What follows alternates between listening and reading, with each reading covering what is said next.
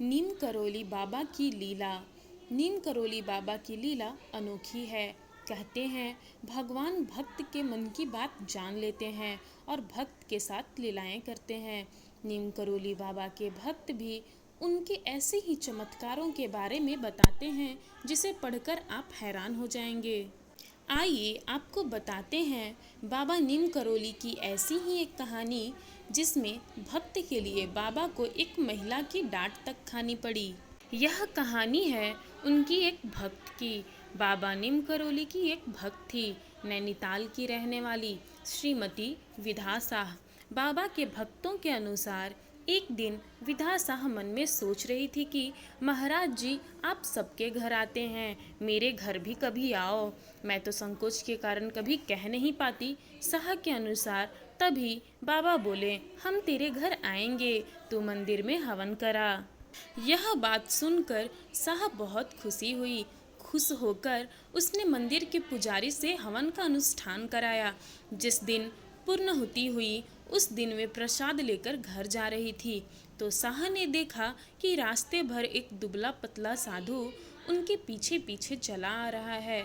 साधु के काफ़ी देर से उनके पीछे पीछे आने के कारण साह बहुत परेशान हो गई। विधा साह का घर बाजार में था और घर आने का रास्ता एक पंजाबी परिवार के घर से होकर जाता था।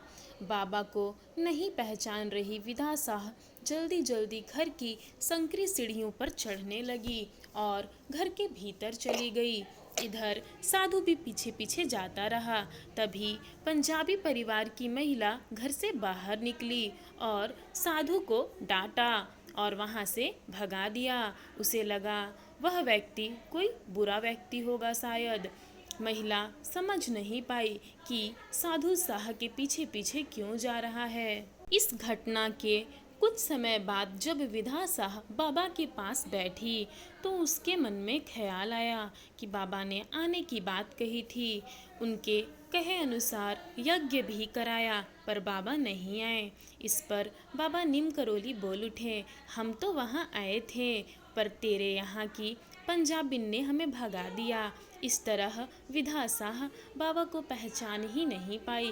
इस बात की विधा को अपने पर ग्लानि हुई।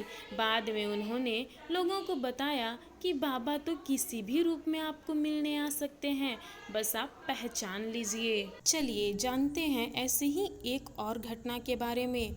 कुछ भक्त 1968 का बाबा का चमत्कार बताते हैं। भक्तों के अनुसार बाबा के एक भक्त की बेटी प्रसव काल में थी और वह कष्ट से बेहाल थी। भक्त के घर वाले परेशान थे। डॉक्टरों ने भी लाचारी व्यक्त कर दी थी। डॉक्टर किसी भी तरह का ढाढ़स घर वालों को दिला नहीं पा रहे थे कि ऑपरेशन के बाद प्रसूता की जान बच जाएगी या नहीं।